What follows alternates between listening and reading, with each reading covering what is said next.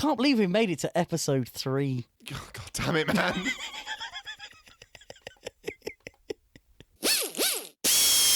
So what on earth are we doing here today?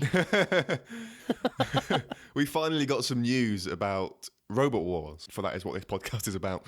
And Notionally, yeah. and this will be the most timely episode of Spinnerproof so far. If anything, it's probably a little too early because we don't really know as much as we would maybe like to yet. We don't know But enough. we know enough. We know just about enough. We know the bare minimum to do something, to talk about it for a bit. Exactly. Basically, what we know now, well, we've known for a while, but obviously we weren't going to talk about it yet. We now know all of the competitors we have in this year's series. We have air dates at last, 22nd of October, because that wasn't already basically official for weeks. So today, there are going to be... Do we call what we're doing today spoilers, really? It's not really spoilers. It's stuff that hasn't necessarily been officially announced yet, but it's reasonably common knowledge. And this is just a preview of things to come. It is. So we're going to talk about what robots are competing. By doing that, we're kind of going to go through the heat lineups as well. There's a little bit of stuff about the competition format to go through, and some updates on upgrades to robots, but we don't necessarily know a huge amount. It kind of varies by team how much they've publicised. What we definitely won't be talking about is any results of fights or anything like that, because we don't know ourselves. Yeah. Although I'm sure it's possible to find out. Unfortunately, yes, it is. There are already spoilers out there for the competition winner. Yeah, I have. Which is not a nice situation. I've not seen We don't it, like yeah. that. Shall we kick off with the episode format stuff? Yes. Now, this is something that we had, what was for me quite an awkward conversation about on a previous podcast, because I already knew what it was, and we were having a conversation about what we thought it should be. So I had to come up with something that I liked, but that wasn't the actual answer they've come up with. So, of course, the big criticism last series, and the series before, was that the whole round-robin thing was leading to some pretty terrible fights, where robots were just coming in broken, not performing at their best, and it was basically pointless. Yeah. They have fixed that. Have you had a chance to look at how this now works? So I read sort of like the announcement from the BBC a few times and couldn't make heads or tails of it. You've given me a link to a Reddit post that breaks it down, and I get it. I think I get it a bit more. What I'm not clear about is how the tournament format relates to what's going to happen in each episode. Like, because we've got that big 10 robot fight at some point. I don't know where that fits in. Ooh, yes, we have. And a few other bits and pieces. So, like, yeah, I don't know if you've got a clear idea, if you want to walk us through it. Okay. I'm going to say this with a lot of confidence.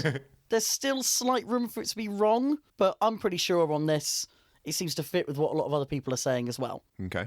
We still have 5 heats and a grand final. We still have 1 robot from each heat going directly through to the final. In each heat, there will be a second and third place as well. Every second and third place, so 10 robots overall, go into one big melee with apparently no time limit. 1 robot from which goes through into the grand final to make it 6 in the grand final. I hope that they've got like a separate arena for a 10 robot fight, because I'm just trying to imagine 10 robots in that arena. Like, it would just be stupid. I mean, technically speaking, it's a minimum of 10 because we have some clusters. Oh, God. We do have some clusters. Or are they clusters, though? Oh, or are they dear. just like 2 small Don't wanna robots get into it entered by again. 1 team?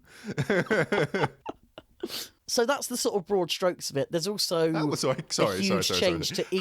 How many robots could you enter as like one thing? Could you enter what would be like 10 kilogram robots or whatever? I assume there's no limit written into the rules. I haven't seen one. I've read them. I feel like there may come a point where they just say no more because you're going to run out of space in the control boxes eventually. Yeah. So that's the broad strokes of the tournament. There's also a huge change to each episode. Okay. So where last series we had 8 robots per episode, we now only have 6. The way it works is that there are 2 3-way melees at the beginning. 1 robot from them goes through immediately to a heat semi-final. 1 robot from 2 melee. Sorry, 1 robot from each From melee. each melee, okay. The 4 remaining robots then have another fight, a 1v1. The winners of those 2 1v1s also advance to the semi-finals. And then it's, semi-finals, heat final, 1 winner goes through, Okay. and a third place playoff. Okay. So every robot is guaranteed 2 fights, And if you win your melee, you can get through to the grand final with one fewer fight. Cool. It's not quite how I would have done it, but it is addressing the main issue in terms of, repair times and things like that by having fewer robots around. I don't like that it's only 30 robots across the whole series, but at the same time, I'm not quite sure how you would fix that. Have a longer series. I'd love for that to happen, but I think that's just the way TV land works now, isn't it? You don't get a particularly long run. It's the way TV land in the UK works. Well, true. So Maybe Robot Wars should go to Netflix. So where does the 10 robot fight thing fit in? So if we've got I'm assuming we've got 5 episodes that are going to follow that series with like 2 melees, some head-to-heads, and then a final, right? And then is episode 6 going to be the 10 robot melee to decide that wild card, and then what? Like how? I just don't understand where that 10 robot thing fits in. I don't get it. I'm also a bit thrown by that. I would imagine that is part of the 6th episode, the grand final, because if you remember last grand final, they sort of re-ran through all of the team's VTs, even though we've met them before. Yeah. So I'd imagine they've cut some of that to make room for that melee. Okay. But that's the kind of very unconfirmed part of all of this. That just seems like the sensible way to do it. You sound partially confused still. I think I get it. I think we'll just have to see it, or I'd have to sit down and like write it out and do like a fantasy league to see. I get the tournament structure. It's just how do you air that in a satisfying way in 6 episodes? That's the thing that confuses me at the moment. I'm really concerned that if this 10 robot fight went on for a long time, I'm really concerned it's just going to be chopped to hell and not worth watching, There is the potential for that to be the case, absolutely. When I first heard about it, I heard it was going to have an extended time limit, so it'd be 5 minutes rather than 3. Mm-hmm. And it wouldn't completely shock me if it turned out that part of the press release was inaccurate. Because the BBC, the head isn't talking to the tail a lot of the time. They do make mistakes and that kind of thing. So it could be that it is just a 5-minute fight and could potentially go to judges. I mean, you can't have it with no time limit because, all these robots are built to do a 3-minute fight, and I'd be surprised if they could last much more than 5 minutes on a charge. That is an interesting part of it, actually. I was thinking that, in a sense, having that 10-way melee disadvantages certain types of robots. Because there is a limit to how much gas a flipper can take in. There is a limit to how many times a spinner can get up to speed on the batteries it has. So it will be interesting to see if that becomes a big consideration for any teams. What it is going to be, if nothing else, is a hell of an opening 30 seconds. 10 or more active robots, all in the same place at the same time. Do you know if they got a bigger arena or not? The arena, I believe, is almost identical to before. There's one new feature in Fog of War, but I believe everything else is essentially the same. So they are going to put 10 robots, presumably plus house robots, but maybe not, in that arena, in the same arena. I would be very surprised if they had house robots for that battle. Well, I don't know. They're a staple of the series, so who knows what they'll do. I think you can happily go one fight without them when it's got 10 robots in it already. I completely agree, but you never know. Doubt anyone's really going, that was really spectacular, but if only it had Shunt sat in the corner not getting involved. If only it had Mr. Psycho. That is another thing. We have no news of any new house robots. No, I don't think we're going to get new house robots. I think they've gone with the classic ones minus Sergeant Bash for some reason. I think that's what they're going to stick with. I think the issue is genuinely just they're not allowed to have fire on robots. Well, yeah, but they've never been competitors have never been allowed fire on robots, and they still had Sergeant Bash. So it's I'm curious as to what's changed in the world of health and safety that's preventing Sergeant Bash from being present, because they've still got all the fire in the arena. So it's that's different though, isn't it? Because the fuel source for that can be isolated from any damage. The workings of it are isolated from damage as well. Whereas if you have a tank of something explosive in the arena. It's not explosive. Around things like carbide. Just a rapid expansion of gas. It's fine. I don't know. I think it's a shame if it's purely health and safety. It's just build a tougher arena. Build something that can deal with it, man. And bring me back my Sergeant Bash. Bear in mind that with these things, this is likely to come down to insurance to a certain degree. There's the amount of precautions you reasonably need to take, and then miles and miles and miles above that are the number of precautions that you are expected to take by your insurance company. Bureaucracy ruins everything. Is it worth jumping through those hoops? Yes, it is worth it. Of course it's worth it. You want drones as well, I take it? Yes. You mentioned... Well, you're in luck. There's one. Is there? Yes, we'll get to it. So you mentioned Fog of War a second ago, which is something that we've touched on before as something that was potentially going to be in Series 9, but then wasn't. And now they are definitely doing it in Series 10.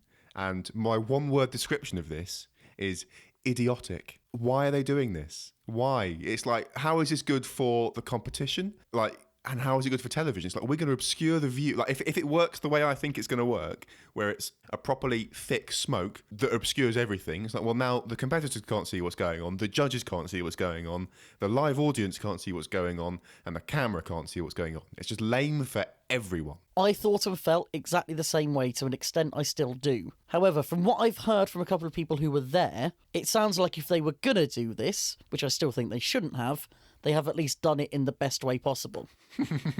So my understanding is that it's not smoke or CO2 or anything being put into the arena. It's being shot down in front of the control pods. So you've kind of got this curtain of jets obscuring the view of the drivers, but not actually going into the arena where the robots are. So the competitors can't see, because in the press release they mentioned that they're still in danger of the house robot. So do the house robots go mad in that time? Then it's like, oh, the competitors can't see us. We're going to leave our corner patrol zone and go and attack everyone. Is that? It would kind of make sense for it to be kind of a super Rogue House robot. It might even just come along with Rogue House robot. I just still think it's a stupid idea. I mean, I don't love it. I mean, that obviously solves issues with judges and stuff. But it'd be like, I just don't get it. I don't even have the words to describe how stupid it is. It's just, why are they doing it? It seems like a bit of a pointless handicap. It's like having a game of football but deciding that one player can only wear one shoe. Yeah, we're going to randomly for 10 minutes of the game. We're going to randomly blindfold your striker or something. It's just weird. This is what you would describe as a gimmick. It is. And it's one that I don't like. And what it is doing, it's adding another element of randomness to get you away from what I'm going to perhaps harshly term the correct result of the best robot winning. It's another thing that can not manufacture but facilitate an upset in a fight. And I'm not sure that I like that now. But if it were like Jellyfish versus Carbide, and this won Jellyfish the fight, I might be okay with it when it happened. And yes, I know, I brought it up for the first time again. Deal with it. It was going to come up anyway. I cannot describe to you how annoyed I will be if there is a bad robot that wins against a good robot as a result of Fog of War. Like, the rage I will feel if that happens, or probably more accurately, when that happens, is indescribable. I'm annoyed just thinking about it. I'm just thinking, what if there was a really lame robot that beat Carbide because of Fog of War? My blood pressure is rising? That would be so annoying. It's just, it's such a bad idea. Why have they done this Fog of War thing? It's lame. It's stupid. For the sake of the podcast, I really hope that happens now. It's more annoying than Rex. It's just stupid. I'm prepared to give it a chance. I'm not as annoyed about the idea as I was when I first heard about it not happening and went, good. I mean, I'm still annoyed. I think I'm still as annoyed. I mean, I haven't got much of a choice but to give it a chance. I mean, I'm going to watch this series True, anyway. Yeah. But because it's reject the series, Sam. Don't watch it. It's done. Yes, we do that. Should we carry on with Spinnerproof where only one of us has watched it? It's basically how it feels today. Hey, now I watch these things, just not as much as you. I'm not looking forward to Fog of War. It'd be interesting to see. I mean, I think my prediction about this is it's basically going to be a deterrent for people pressing that button. I think I wouldn't be surprised if people didn't press it as much now. I kind of thinking that Rogue Robot was almost too effective doing that last series. There were only 2 or 3 fights that were won by pitting. Yeah, and I'm fine with that. I don't like the pit. So sort of like I'm sort of okay with having a deterrent. It's just Fog of War is just particularly stupid because like when someone does trigger it, it's just such a ridiculous thing to have happen. I must say, it's funny you say you don't like the pit. I have been thinking that, I'm okay with the pit. It's been there so long that it's part and parcel of the fabric of the show. I would prefer it if it were right on the edge of the arena and not so near the middle. Because it does kind of effectively take out a quarter of the arena as a usable space. Yeah, definitely. I think you've hit the nail on the head, actually, about why it's so annoying to me. If it was in the corner, I would be much more okay with it because it requires you're far less likely to accidentally drive into it, and you've actually got to you've got to be pushed into it properly. Whereas, yeah, having it in the middle, yeah, you've hit the nail on the head as to why it's so annoying. If they moved it, I wouldn't mind it nearly as much. It wouldn't be like, the thing is, I guess, if they put it on the edge, it would be the equivalent of like a robot flipping someone else out of the arena, right? It's just like it gives robots that don't have an enormous flipper on them the chance to do the same kind of thing. Put it on the edge. That's a good idea. There you go, BBC. You can have that idea for free. I'm sure they're listening, waiting for tips, you know. Yeah. It's funny as well that I mentioned that I used Carbide as an example in that ridiculousness of Fog of War rant. There is one more rule change to look at, and that is entanglement. Yeah, so I read somewhere that is it Gabriel might have something to this effect? Yes. Yeah, this is interesting. Entanglement. Like, what are the specific rules on this then? Oh, you make me wish that I had them open right now. Come on, man! Like, you're meant to be the expert. I think I remember it, to be fair. So the rules were quite specific in that you can't have a net or any kind of woven mesh style of thing, and that anything you have is limited to a sort of single strand length, as it were, of 1 meter. Okay. So really, you're looking at chains or cables or things like that. That's what it seems to be sort of limiting people to. See, because nuts too have the flails on the side of it. I mean, is it just like slightly longer, thinner versions of those that you're allowed to do now? See, I've always wondered if that was on the edge of the rules already. It must have been. But the simple answer is that I don't really know how most teams will have approached this. And it's one of the things that I'm most looking forward to seeing in action, primarily because I want it to fail. I want someone to go out and try and entangle, and the other team go, right, you're fair game now. If we immobilise you, we are finishing you. I mean, entanglement it's probably going to be most effective against spinners, right? I think that's it's entirely there against spinners, because we mentioned, I think at the end of in episode 6, the BBC, it would be good to try and do something to change the status quo of spinners being the meta, being the predominantly effective weapon type. So the entanglement is pretty clearly against that. But I can imagine it's a pretty frustrating, cheap way to lose if someone gets something in your spinner or in the chain or something and just kind of burns your motor out or whatever, like, you know, causes enough, just tangles it all up. You know, similar to you were mentioning, like Helichopper blew itself up because something got caught in it. You know, it's just like that. It's a pretty cheap way to lose your weapon and lose a fight. So I can imagine that'd be quite annoying. I mean, really, if you want to break spinner dominance, one of the best things you can do is get rid of the active weapons rule and allow people to bring in a really big, solid wedge. Yeah. Obviously, that then creates other potential issues in terms of entertainment value, but to me, that's the most effective thing you could do. I think if they did that, because they brought it in, didn't they? Because the meta was going towards non-active weaponry, right? It was like, we're going to build a big box and it's going to be a hard robot to beat, like thick armor with enough drive to push anything around, and that's obviously quite boring. So I don't think they're ever going to go back to having that. But it's boring when it's done badly. It's brilliant when it's done well. Watch basically any of Storm 2's fights. Well, let's face it, even when they had the weapon, they didn't use it. Yeah. And I'm talking particularly, you know, pre-reboot here. Yeah. They had some incredible fights. To me, the raw power of Storm 2 driving something into the wall is as brutal as seeing something like Thor's hammer hit. Maybe more so. Because you can really see the effect of what it's doing in terms of Storm 2 would ram something into the side and it would be launched up clear off the ground. I bet it would look really cool on television now because obviously slow motion cameras are more accessible. So I bet if they had good camera operators, you'd be able to get some really interesting shots of seeing how the robots warp and like their frame twists and stuff under these big impacts. Like if you had something that could push as hard as Storm 2, but like in the modern era, right? Like I can imagine you could have a really powerful robot that could push something against a wall sufficiently hard that you can see like the armor bending and twisting and bouncing back. I think you could get some really interesting shots out of that. And also, because you've got the angled walls around a lot of the arena, you're going to get some good airtime off of things as well. Yeah. But I don't think that's going to happen. No. So this is the rule change we've got for now. If it doesn't work, I wouldn't be surprised if they tried something else. Although I would argue that actually one of the best things you can do as well in terms of getting rid of the spinner dominance is just picking other flippers, picking more flippers. Which this series, I don't know, this series, but as much as last series, they appear to have worked to avoid. And I'm saying that as a bad thing, but realising that I also quite like that. So I don't know. Yeah, it's funny. Like I'm sort of between a rock and a hard place. It's like I want lots of good competitive fights. and I also want lots of varied weaponry, and I feel like the two don't quite go together. I will say that I do think this series, the average quality of robot has gone up slightly. And I think that the basement quality of robot has gone up as well. Because by having 10 fewer robots in the series, there is less room for entries that aren't more competitive. Basically there's no frostbite is what I'm saying. And that's a completely good thing. There is no frostbite. There is an expulsion, though. Yes, and that's going to be a very interesting conversation for us.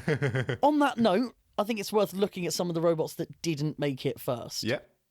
Now, I have a list of this, but I know you haven't as much time to prep as me. Is there anything that it jumped out to you as, this isn't here? I'm still sad that Razor's not here. It doesn't surprise me, but I'm sad about it. By notable, I suppose I really meant surprising, but you carry on your way. I failed to define my terms again. You need to be very specific. What's not... Chaos 2 haven't made it for a third year running. I'd love to see them as well. What? Actually, that'd be a fourth year running, but... Go on then, what's not here then? So, Jellyfish I've kind of alluded to already. Yeah.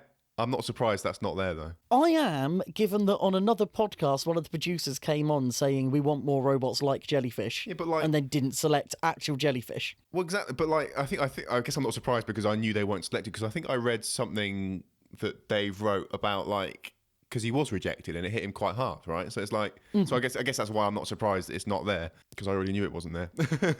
Yeah, that's fair enough. There are quite a few that didn't enter. So PP3D didn't enter. Ironside 3, I believe, didn't enter, but I've heard murmurings it might be a rejection instead. TR3 didn't enter. Supernova didn't enter. And Team Memento Mori with Overdoser and Worm didn't enter. It's the rejections that are more interesting. I think I'm most surprised that PP3D didn't enter. Are they working on some ridiculous thing for that Chinese combat robot thing, though? That all came up after filming, I believe, or after applications were. The reason they didn't apply is that Gary, I think it was getting married. Oh, okay. And the two things didn't jive very well. It's similar with TR3. They didn't enter because Alex had exams. Yeah, that's fair enough. Perfectly reasonable reasons. Team Memento Mori, I think, just wanted more time to build something better, which we completely appreciate. And I think that might be the case with Ironside as well, that they have a new robot in the works. It wasn't going to be ready, and it is far better for them to wait a series and bring something good out rather than rush it and potentially disappoint. It's funny because I'd always be struggling with this because a new series isn't guaranteed, right? Like we're getting series 10. I think there's We're doing better than BattleBots. I think there's a good chance we're not going to get series 11. Bear in mind they did extend the lease on the warehouse for something like 3 years. But maybe they'd film something else there. Maybe they'd do another series of, I don't know, Hole in the Wall or something like that. Something terrible that no one ever wanted. It wouldn't, and they'll just film that up in Scotland in winter again, It wouldn't surprise me if we didn't get much more Robot Wars. But, I mean, we'll see. I mean, obviously I want more, but it just wouldn't I think it's going from strength to strength. There's more and more media and merchandise coming out around it. They wouldn't be doing that if they didn't think it was one of their top properties. What they need to do is bring out another Robot Wars game. Honestly, if they... modern video game development, it might be full of microtransactions and all that kind of stuff, so maybe it wouldn't be good, but like don't even make me imagine that. But like if they brought out like a good Robot Wars game like Arenas of Destruction but with the modern physics engines, the modern robots and all that kind of stuff, that could be so good. If it did have microtransactions, I think it might be the first game's microtransactions I ever engaged with as well. No, I just wouldn't do it on principle. Be like, okay, well, you've ruined that game, I'm not even gonna try it. Clearly you're more principled than I am then, because it's anyway, have to get away into it. from this. Yeah, because we said this was going to be a short episode. It's just not right now. Look, we say that every other episode. Hey, this time you said you meant it. But no, in terms of robots that applied and weren't accepted, Jellyfish, of course. Yep. Foxic. He wasn't accepted. That does surprise me. I thought you were going to be delighted. I mean, I'm split because I genuinely do want to see it win a fight. Like I want to be wrong about it. I just think that'd be really funny. But I think it's a shame as well. I would have liked to have seen it. But, the field has gotten smaller, so we're going to lose some good robots like that. Going to lose some robots. I'm thinking about it, and it's like I guess I'm not surprised given Foxy's performance. I'm not surprised that they might be like, whatever. You've had 2 chances. That's it. It is, but yeah, I think it is kind of disappointing. I suppose when you have underperformed twice, Yeah. you're going to be in danger of that kind of thing, aren't you? Yeah. And even though it's a lovely looking robot, there are some really good new... we've got, I think it's 10 new robots coming in this year, or 9 new robots. And a lot of them are really interesting designs. Yeah, and you've always got to find that balance between sort of like old faces, like that you know, familiar faces, and having new and varied robots. It's a tough one. Who else has been rejected? Heavy metal, so we'll never find out what that weapon does. Oh dear. And also one that I'm almost upset with how pleased I am about this, but Draven haven't made it this year. Draven's always been a cool looking thing and a good idea that's just never really worked. Yeah, And I just don't see it ever really working. So I'm not disappointed at all. I'm almost glad to see that that's not here this time. Yeah, I don't feel like that's a big loss. Sorry, Draven. I mean, we've been far meaner about robots. I don't know why you're only starting apologising now. Fine. Not sorry. I take it back. So after that wave of negativity, I suppose we can start talking about robots that are actually here. Yeah, we can. So let's start with the heat we get to look forward to first, Heat A. And I will say, these heat sort of designations I'm giving, it's pretty much confirmed from a lot of sources that these are the groupings of 6 robots per episode. You never know if they're going to decide to switch the order of these. Yeah. But this is confirmed to be the first heat to be televised, Heat A. First up, Behemoth. Mm-hmm. It's there again. It's back again. We say about old faces, they were never in danger, were they? No, I mean they're an institution within Robot Wars. Have they made any significant upgrades to their robot, or is it just the same outwardly facing the same old robot? From the one image I've seen, it seems to be pretty much the same as always. You never know if they've come in with any sort of new scoop designs or anything like that, though. Yeah. Maybe they've come up with a grabber that actually rides along the ground, because that would be an engineering marvel right there. It's never been done before. A groundbreaking new design. Their plan was to build a whole new robot, but they had to spend months and months just getting that on the floor. So yeah, Behemoth, that was never in doubt. Next up, we have another new version of Sabretooth. A different version of Sabretooth. Let me open up the image of this one. That looks different. It's gone even more standard drum spinner, really, hasn't it? Yeah. What's on the back of it? Well, there's always going to be an aesthetic flair from Gabe, isn't there? Yeah, I just like this is really highlighted to me how sad I am that we can't have flamethrowers in Robot Wars, because that would be like even just like not weapon flamethrowers, just jets of fire that do nothing like all other flamethrowers. Just that'd be so cool. It would be good, wouldn't it?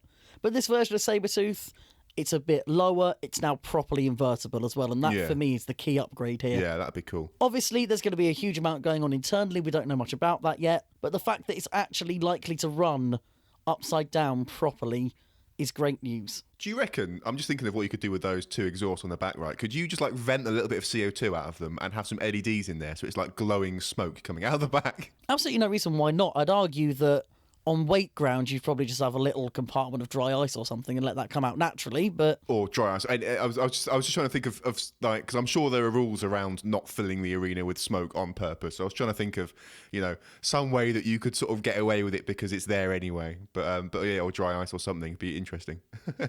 I'm kind of hoping that they have thought of that. And that's going to be the first thing we see in the first melee of the new series.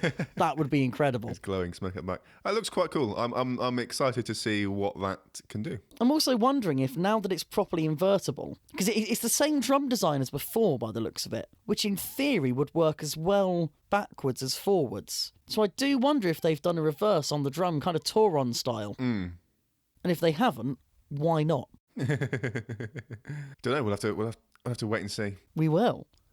Next up, I'm excited to see how you feel about this, because it could go either way. We have Donald Thump. I think it's safe to say that I am not a fan of the current administration in America, and I'm not a fan of being reminded of it in Robot Wars. Let's talk about it as a robot first, because as a robot, it's kind of a more meme-centric version of Cranky. That's about the best I can give it. I'm not sold on this robot. I don't think it's going to be very good, but we'll see. Vertical spinners, we know, tend to do well. Mm-hmm.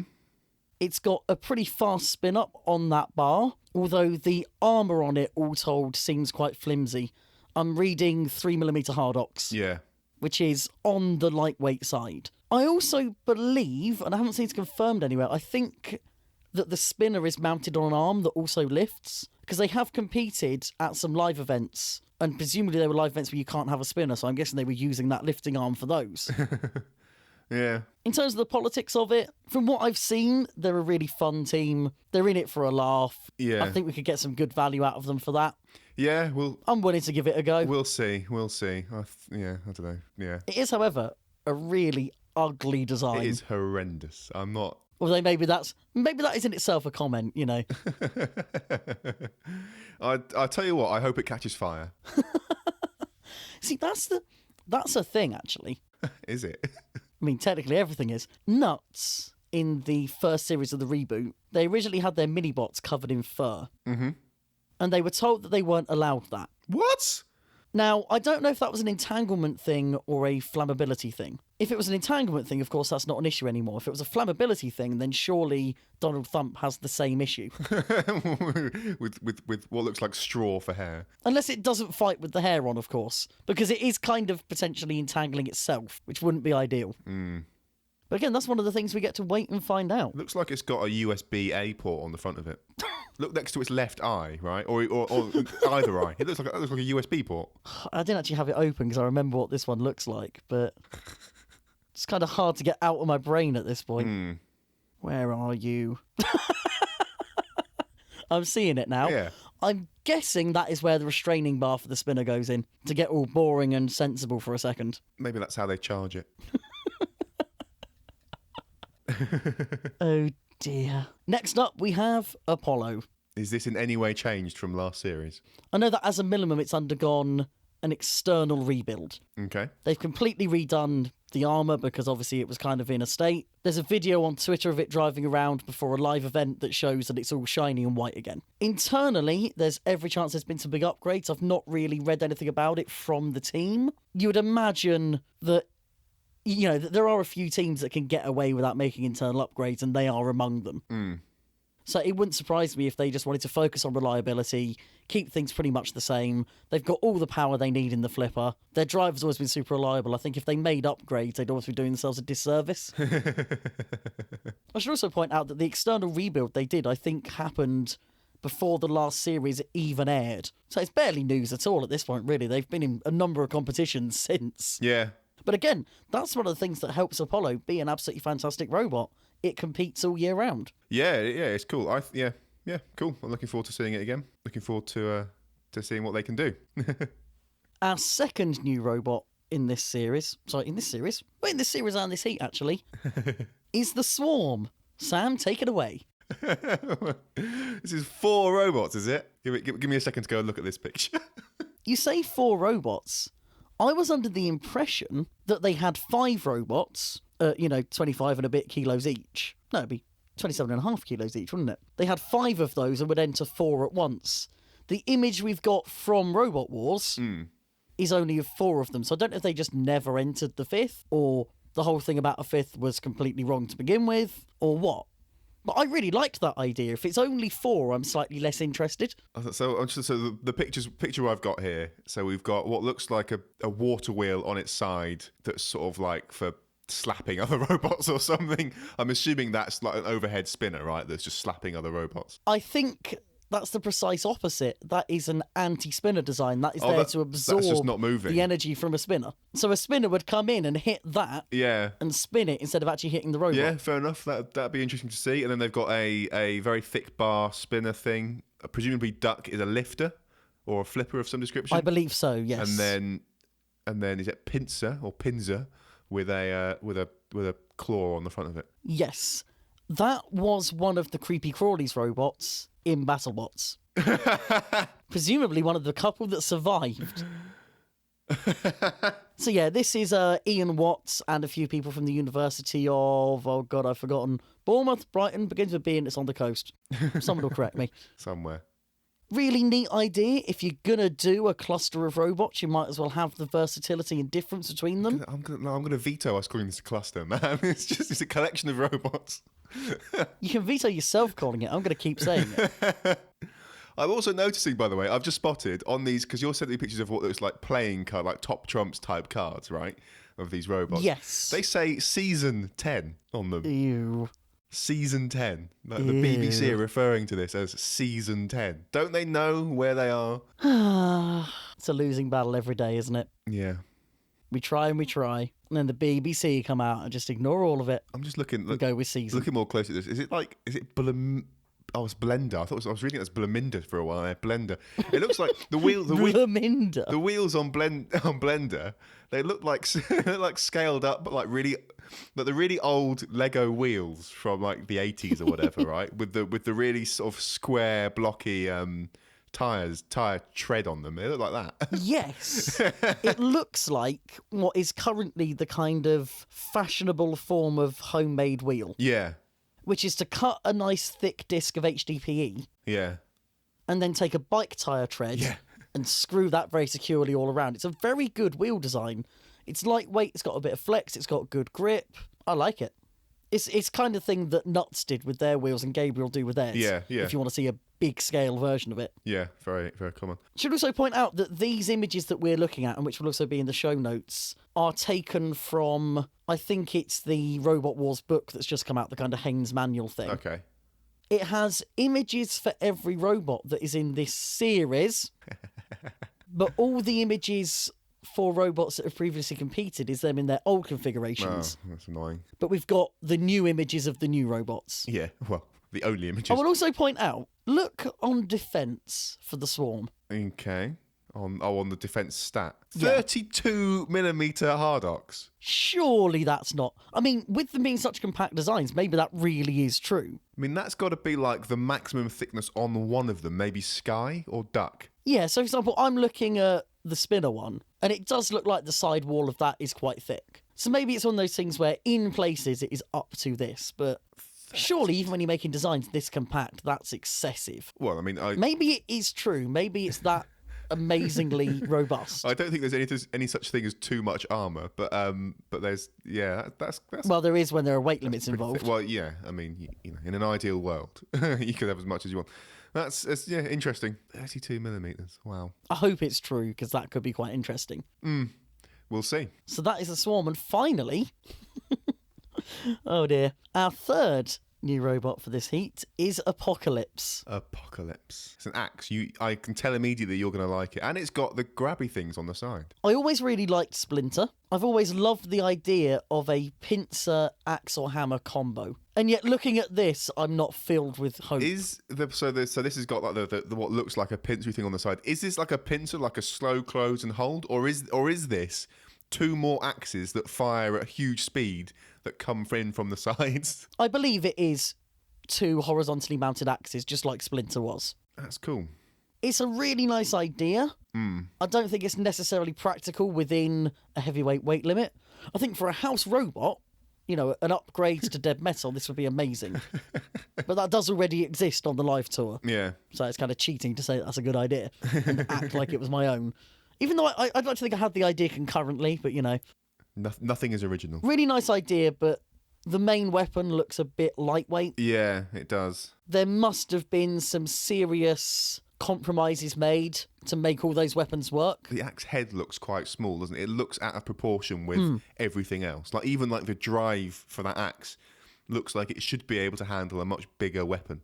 It's a serious axe shaft as well. Yeah, they're not messing about with that. And then that tiny little head on it. I'm looking quite closely at the one of the like horizontal ones that we can see. It looks like it's got some kind of paracord thing that's actually actuating it. So I wonder how much strength or power those axes actually have. Paracord? Do you know what I mean? Like it looks like it's like some kind of rope, right? That's actually like if the rope is pulled, it like pulleys. It's got pulleys in there, and that's what pulls the axe around. I hadn't spotted that, but you're absolutely right. I assumed it was pneumatic. Yeah.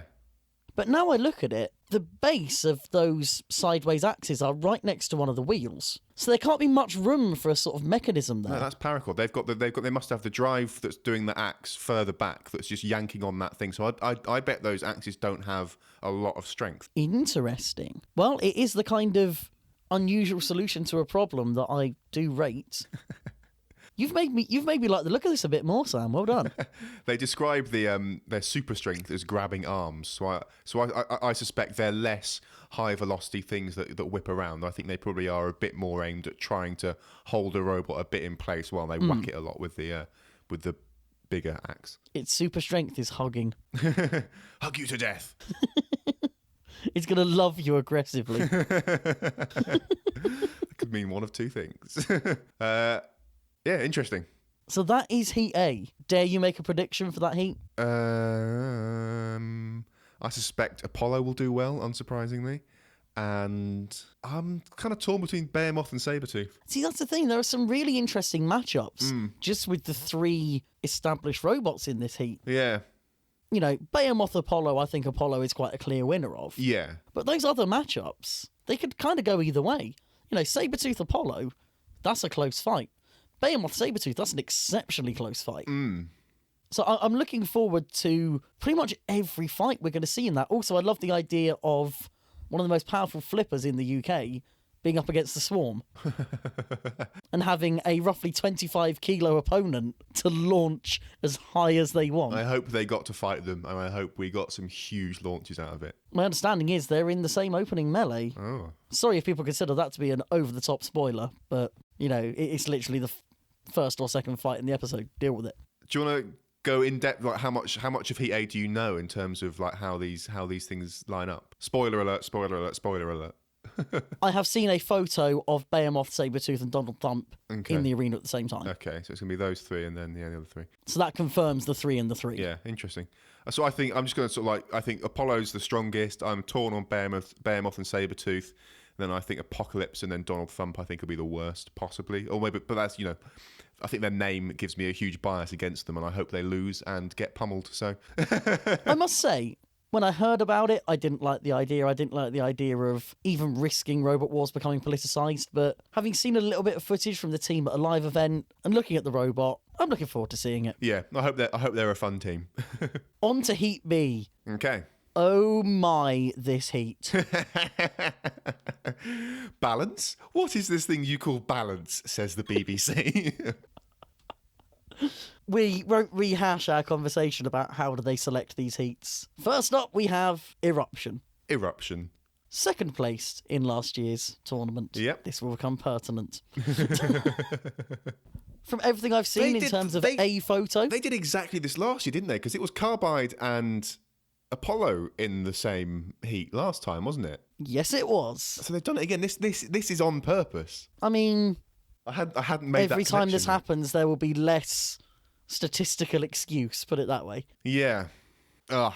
But Eruption, from the photos I've seen of it, it looks basically identical to before. Yeah. I think if they wanted to come in without upgrades, they could definitely get away with it as the sort of reigning wonders up. Yeah, let's go with that. So yeah, it could be they've internally revamped everything. I don't want to do a pulsar to them and go, oh, you haven't changed anything when it's actually a whole new robot. But that's how it looks externally, at least. Yeah. We will find out more as time goes on. Yeah, they will be as good as ever, I'm sure, and I'm looking forward to seeing them fight again. Next up, we have God. last year's 4th placed robot, Aftershock. Aftershock. Come on, man, this is just ridiculous. Draw aside. Oh my, Aftershock is looking good. Is this? As if I didn't love this robot enough. Yeah, this picture's is a new one, isn't it? That they've got a lot of spinner designs. They have, yes. Oh, they've got like an asymmetric hammery one, haven't they? Oh, that'd be cool. Yes, they have. I'm looking forward to seeing that one. Kind of the cobalt blade there. Yeah, that'll be cool. I'm looking forward to seeing these guys fight again, definitely. Oh, I would happily watch a series that was just Aftershock going against crates and stuff. The new armor setup looks wonderful. Yeah. It's just slightly more sort of defensively angled. They've also got rid of the polycarbonate, which makes it look more solid, even if it isn't. I think it suits the robot a bit more as well. Definitely. It's a bit more space age now. Yeah. I think this looks a lot better than with the polycarbonate, because that's the most important thing. In fact, the more I look at it, the more of a surprisingly large difference it is. It just has the look of a much more refined design than previously. Yeah. And I just love it. The polycarbonate thing, I think, with any robot gives it an almost unfinished look kind of thing. It's an aesthetic that's cool, but I think having Aftershock with a slightly more refined look, like it's like it's suited up. It's got a dinner jacket on. I think it's good. Beta looking all unfinished. I mean, well, do you know what I mean though? Because you can see inside of it and stuff. It's a less refined look, and that's fine. oh, sorry, I've just noticed that there's another competitor in the background that I previously didn't have a good photo of, so that's handy. See if you can spot it at home. After Aftershock, we have, I feel really bad for them, Crackers and Smash. Your favourite. As much as I despised their cowardice last year, their luck in these heat draws has been horrendous. Absolutely horrendous. I refuse to believe this is luck. This has got to be intentional. I could have, I could have sort of go with the idea of the top tier robots being together being intentional. I'm not sure they'd go, you know what, we're going to screw over Crackers and Smash again as well, just because. But then again, if you're looking for robots that can handle a couple of big spinners, not a bad choice. And maybe there is an element of, maybe. I mean, I think they're good because I think the only one, I think Aftershock probably stands the best chance of doing a lot of damage to them. Maybe Gabriel, depending on its entanglement stuff. And actually, I've not looked at Big Nipper, so I don't know about that one. But there's like Carbide struggled to hit it last series. Like Carbide's blade is slightly above their robots, and I would imagine the same is true this time around, but maybe not. So I don't know. We shall see. I mean, it doesn't look like there have been any major changes to it. Externally, it looks very similar. Yeah. I mean, I imagine it's still basically solid metal inside. Yeah, they were really solid and well-built robots last time, so there wasn't a lot that they needed to change, really. Well, actually, I have noticed quite a significant difference. They have weapons on this time. Where did they come from? What's that? We need active weapons? Also, in the image I've got, they're sort of, the robots are up on their trolleys. It's not clear if they're being walked towards or away from the arena. It could well be they're just walking away from another fight. We don't know. I think they're going towards it. Shh, get away with your logic. I'm trying to deliver a massive burn here. I'm finishing them. You're just getting in the way. I think they're going towards a fight, and yeah, interesting to see them. Interesting to see them back, see what they do. The good news is, as far as I'm aware, they do at least miss out on a melee with our next competitor, Carbide. What a shock to see them back, huh? Who'd have seen that coming? Can you imagine? I was in their picture, they've got their trophy next to their robot. Of course they have. Why wouldn't they? I think it'd be really funny to sort of like win and then never come back. The Nico Rosberg approach. Fine choice. They've got some mean-looking bars. That new bar on that table. That yellow one. Oh, I mean, yes. I'm assuming that, because their bar rotates clockwise, right? So that's like spikes towards what they're going to be hitting. You do realise they could just turn that upside down. Or turn it upside down. But like, I'm assuming they've got it. Absolutely, yeah. I've been looking at that a lot and trying to work out what the point would be. And it turns out there's two, one on each end. I'm guessing they've got that there. Unbelievable, man. Absolutely unbelievable. I would imagine Flack this has you been give put me there. for the jokes that I do, and then you do that again. You do another terrible joke. This is just... I thought it was good. I'm unimpressed. I'm guessing this has been designed to try and get through or get a good bite on robots that are armoured up in softer materials. That's the only reason I can think of for actually having that big sharpened point on something that's moving so damn fast. That big point is... I was thinking about how much difference that kind of thing... So that big point will give them a lot more pressure on whatever armour there is they're doing it. And I would imagine it would also be much more effective against even thick Hardock stuff, because they stand much more of a chance of denting it with all that pressure concentrated in one point. And then once it's dented, that gives them the bite point. And I think it will be I suspect that will be a very effective weapon if they can get good hits out of it. And I'm sure they will. The thing is, Carbide is really capable of going straight through reasonable thicknesses of Hardocks. Yeah, interesting to see what that'll do. I look forward to seeing it. I think that's there for things like, the big wheels on something like Gabriel. Ooh, yeah. That's what I think that is there for. Stuff that would otherwise flex away. Yeah. If you can actually get into it and get through that outer layer, then you've got a bite point to either tear a hole in it or just tear it straight off. Yeah. But we are getting dangerously close to physics again. And as we know, we don't do that here. Should we talk about Gabriel then? It's a very good time to, isn't it? If I'm ever going to get excited about a fight, Gabriel Carbide is the one. I still don't know how I feel about Gabriel, man. It's still just such a goofy looking robot. It was this or Cherub. Which would you choose? Cherub. Although, to be fair, Carbide Cherub would also be a great fight. This is a picture from like the recording, right, of this series, like that I'm looking at. Purportedly, yes. That stuff, what's it that he's carrying? Wow. They are a team that likes to put on a little bit of a show. Yeah, I really like that. I can appreciate that. Yeah. Nearest thing we have to kind of a Mobius in this series, I suppose. Slightly upgraded wheels, I noticed, because that is literally the only thing you can see in this picture. It's about all I can really say about it so far. Well, what do you know, if anything, about the entanglement weapon, or is it just they have one? They've always had a chain mace, I'm fairly sure. Okay. That's quite an awesome weapon, because I think when they did a whiteboard fight in the previous series against Behemoth, that was what they used, because it's kind of their least damaging weapon, I suppose. So I don't know if they've just maybe extended that a bit, or, rigged it up in a different way. Honestly, my feeling about entangled weapons in general is they're probably not going to be very effective, so I haven't given that much thought to it. Yeah, fair enough. What I am noticing as well is that in this photo, it looks like whatever weapon it has, it's probably not attached to the robot at this point. Because it looks like they're pushing it on a trolley and it's kind of sideways. Yeah. And yet there's no big stick pointing up or out to the side. Interesting. Who knows? Very interesting. Again, another robot that I never thought I'd be saying this. I'm actually looking forward to seeing in action again. I wouldn't go that far. Again, we're saying that we want to not necessarily end, but tone down the spinner meta. Robots like Gabriel have the potential to do that. Yeah. Because it's very hard to hit any important bits of it, which is the exact reason I didn't like it first time around. What I want is to have my cake and eat it too. Like, this is the situation we find ourselves in. Man, this image has had some serious like sharpness and smoothness done on it. I'm gonna guess this was taken by a Samsung phone. Should we move on? Today in Nobody Cares.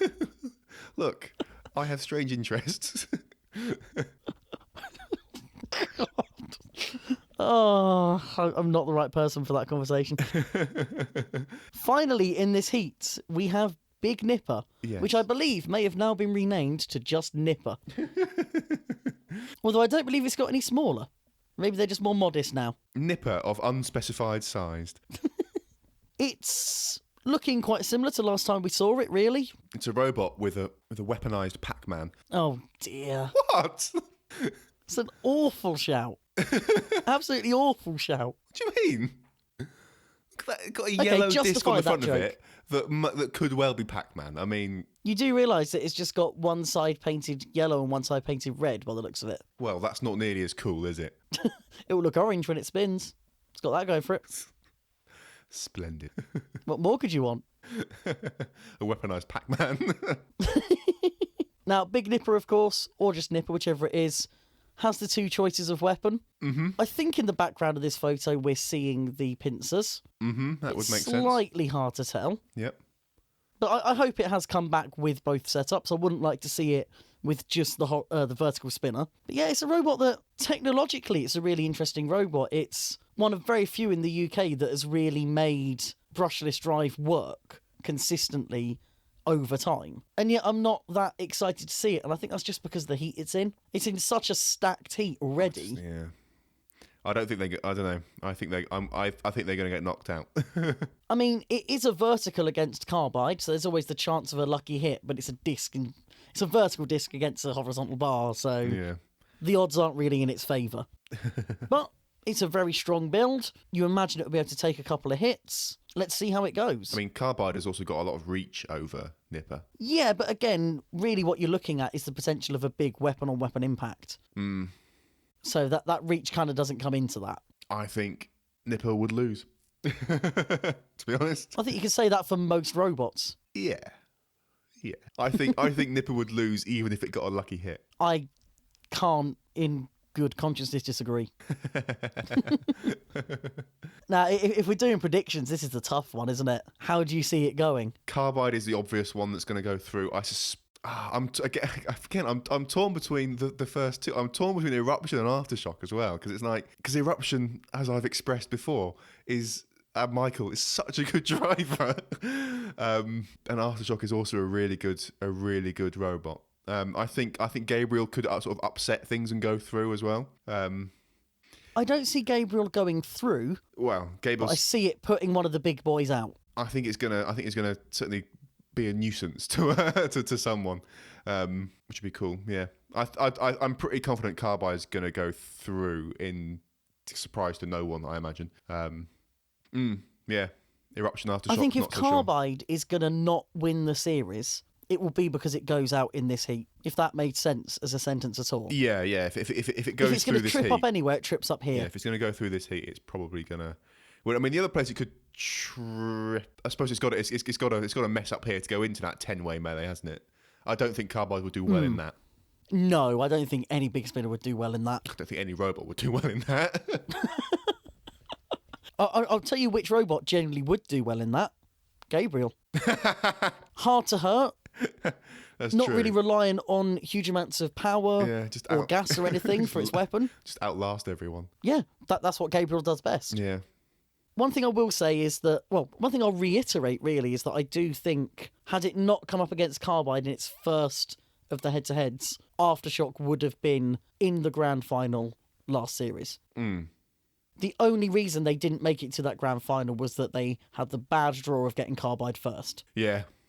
I don't think that anyone else can have done enough upgrades for them to no longer be as dangerous as they were. And I really think there is potential, and the friendship between the two teams maybe makes this less likely. There is the potential for Aftershock to do so much damage to Eruption in the melee that it doesn't make it further. Because of the tactics involved, I don't think that will happen. But, it's the kind of robot that, even though we have this new format, it could put an opponent out of the series. Yeah. I would be surprised if any team intentionally did that, if that makes sense. Yes. Absolutely. I'm not sure it would have to be intentional. I guess intentionally as in, vindictively do it. I don't know. There's the situation I said about earlier where, if someone comes in with entanglement against a spinner and it fails, I personally think they're fair game at that point. Yeah. And other teams may agree. So maybe that's a potential time for that. Yeah, that is going to be a mad heat, and it wouldn't shock me if that ended up being Heat E just so they could massively overhype it in advertising again. I think that's exactly what's going to happen, yeah. Rather annoyingly. We shall see. Which takes us on to Heat C. Unintentional segue. This is a very, very open heat for me. And we start off with Rapid. Yes. Now, Rapid is the robot that's in the background of that, or at least I think is in the background of that Aftershock picture. Yeah, I think because so. Because otherwise, the only image we have is of one side panel. As far as I can tell, it's still the same idea of robot, the same concept. It's still shiny. It's still completely unrepairable robot. That's the one thing that they might have done. They might have learned from that. I hope so. Or they may have just carried on stubbornly. You never know. I kind of want it to be option 2, I'll be honest. Yeah, I don't know. I'm not sure what they're going to have. Not sure what they're going to have done. Don't have much to say about it. It's a good flipper. Is it? It is the only flipper in its heat. That's true. That makes it vaguely worthwhile having. Yep. Next up, though, this is a robot we might have some fun with. Traction. I'm really hoping you had the same initial thought that I had with this. What was your thought? That front beak is straight out of Arenas of Destruction. This whole robot is straight out of... Pixel for pixel. This whole thing is straight out of Arenas of Destruction. This is magnificent. That's what this robot is. It's just... It's going to lose. There's no way it can win. It's magnificent. It's hard to tell if it's really well made or really badly made. I don't know or care. It's old school Robot Wars. I love the tracks. And it's here, and that beak is, it's just... Can we just put a mark down here as the moment that Sam liked a robot that isn't going to win? It's finally happened. This is already the best series ever. I like other robots that aren't going to win. I like Warhead. True. Now, this, I believe, is a school team. Okay. Which is strengthened by has the strength to pull a minibus thing that's on here. Because who else has a minibus, really? That is true. It's just... Now let's make no mistake. Crushers are a bad choice. Tracks are a bad choice. But when you end up making a robot that looks this brilliant, It's just I'm so not good. I'm not going to stop you, you know? Oh, it's like a childlike glee when I saw this picture. It looks like it's just a robot that you could have built in Arenas of Destruction. It just is. I love it. This reminds me of those things you sometimes see where a parent will take a kid's drawing of like their imaginary friend and send it off to someone and they'll make a real life version of it. Make it This real. is like someone drew, some 5-year-old kid, and this is entirely a compliment before anyone gets confused. Yeah. It's like a 5-year-old kid drew their idea for a robot and someone went, right, we're going to make it. And we're going to see how it does. I just love it. It's magnificent. I will be very sad when this inevitably loses, but it is a sight to behold. Although I have just noticed that the perspex on the left there is not parallel with the ground, and that is upsetting. That is the only flaw in an otherwise excellent robot. I'm so glad to see that this is in a melee without a highly damaging robot in it. Oh god, yeah. If this was like against anything from Heat B, that would be upsetting. Oh yeah, this thing, no matter what, is at least going to make it into a second fight. It's going to last that long, and I'm really glad about that. I hope so. So good. I have no hopes for it. I'm just glad that it exists. Yeah. Oh, absolutely brilliant. And that kind of brings us on to a quite similar robot, really. And that is Bucky. Okay. Now, we had a conversation about Lycan. Yeah. This is a weirder version of Lycan, basically. It is. I don't like this. Oh, man. A roller coaster of I emotions. like it. No, it looks messy. It looks busy. I don't like the clockwork type sort of thing on there. I don't get the weapon. I'm guessing it's like Lycan in that it's just a very powerful drive. Yeah, 29 kilometers an hour. So I guess sort of it's full body hammer more than anything. But yeah, don't immediately like it. It claims, or it is claimed on this image, that it is a crusher. Yeah. But when you look at those teeth, Yeah. and you look at the thickness of whatever material that is they're made of, if this is a crusher, the teeth are bending before anything else happens. It looks like it's more in the vein of a control bot. Yeah. As I say, I would love it. I would love it. But it has a hashtag written on the side. Hashtag Bucky. And that's something that I just can't abide. I can't let that go. The moment you do something like that, get smashed. Hashtag, Actually, you know hashtag what? get smashed. I say about it being a control bot, I think I might be seeing some hydraulic lines running through it now I look more closely. I don't know. I mean, it's... So maybe they are trying to crush. I don't know. But I'm interested to see it in action. This is a bit of a heavy metal situation of what does the weapon do? Yeah, what does it do? Nothing. I don't know. We'll see. I mean, it will be amusing, I suspect, to see it. I don't think it will do well. I do not like at all what it looks like. That's a shame, but I understand. Very interesting melee, that, really, with two completely new robots, similar-ish ideas for weapons in terms of crushers/grabbers, up against a robot that heavily underperformed last time. Are they? Do we know that it'd be those? Like, have you grouped these in the melees that we know are happening, or is this just sort of pure speculation? I have it very strongly in my head as this is the melee. Yeah. However, I can't remember where I've got that from, so it might be... Treat that information as spurious. Put it that way. I haven't seen an image of 3 of these together in a melee yet. Yeah, okay. In the next melee in this heat... Next up we have Apex. Yes. That's kind of my reaction too. My opinions on Apex have not changed. I think in terms of having a visual variety of robots, I'm glad it's here. Should point out as well, haven't found an image of it from this series. Yeah. It might have been completely changed. I don't know. But if it is last year's version, it's an interesting visual. You know, it has the whole thing of being the biggest spinner. And that's about all I've got on it, really. It's all going to be speculation if I say much more. Yeah. So let's speculate wildly. Go. Got nothing to speculate about, man. If it's the same ridiculous overhead bar, then it's as ridiculous as I said it was last time. So yeah, we'll see. Well, speaking of ridiculous spinners, let's take a look at Vulture. Again, by the way, 3 brand new robots in the same heat. Mm-hmm. Not sure how I feel about that. But this is Vulture, and I have in my head an idea of how Vulture works. Not entirely sure that it's accurate, but if it is, It's going to be interesting. So it's got that little vertical spinner thingy that presumably articulates around so they can bring it down on top of another robot, right? Yes, it's kind of a spinner hammer. with an overly exposed chain. Well, how else would you do it? Well, I'm sure you could articulate that arm without such an enormous area of exposed chain. You know what I'm going to call this? I'm going to call this Budget Pulsar. How is this in any way budget pulsar? Look at the aesthetic on the front of that and tell me that's not Pulsar-esque. That's not pulsar-esque. You are talking out of your bottom, my friend. That looks nothing like pulsar, mate. What are you on about? Those little sort of... These look as similar as Poison Arrow and Hypershock. Oh, come on. Right. In the show notes, there's going to be a visual comparison of these two. And when you see it, you are going to be compelled to apologise to me next episode.